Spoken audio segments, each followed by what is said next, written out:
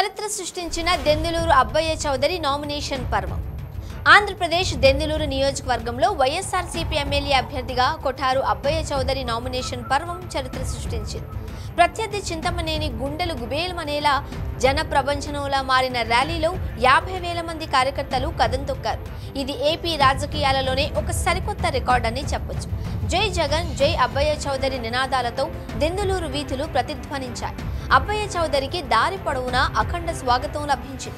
అంచనాలను మించి రికార్డు స్థాయిలో ప్రజలు ర్యాలీలో పాల్గొన్నారు. ఉదయం అబ్బయ్య చౌదరి తన తల్లిదండ్రులు కొఠారు రామచంద్రరావు, శ్రీమతి రాణి గారి ఆశీర్వాదం తీసుకున్నారు. అనంతరం స్వగ్రామం కొండలరావు పాలెంలో మరియమ్మ తల్లి, గంగానమ్మ తల్లి మరియు రాములవారి దర్శనం చేసుకున్నారు. అక్కడి నుంచి రాట్నాలకుంటకు చేరి అక్కడ శ్రీ రాట్నాలమ్మ తల్లి వారిని దర్శించుకుని ప్రత్యేక పూజలు చేసి నామినేషన్ ఘట్టానికి అంకురార్పణ చేశారు. అసంఖ్యాక ప్రజలు, కార్యకర్తలు, అభిమానులకు అభివాదం చేస్తూ అబ్బయ్య చౌదరి ర్యాలీ ముందుకు సాగింది. భారీ జనసందోహంతో రాట్నాలకుంట నుండి సూర్యరావుపేట, పెదవేగి, గోపన్నపాలెం, సోమవరప్పాడు, ఆశ్రమం హాస్పిటల్, పాలగూడెం, కొవ్వలి గ్రామాల మీదుగా దెందులూరు ఎంఆర్ఓ కార్యాలయానికి చేరుకుని అబ్బయ్య చౌదరి నామినేషన్ దాఖలు చేశారు.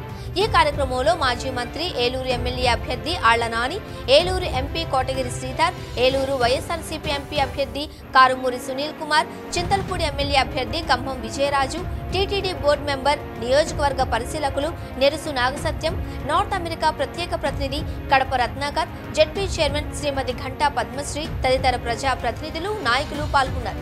నామినేషన్ అనంతరం తన వెంట వచ్చిన దెందులూరు ప్రజలకు, వైఎస్ఆర్సీపీ నాయకులు మరియు కార్యకర్తలకు అబ్బయ్య చౌదరి ధన్యవాదాలు తెలిపారు.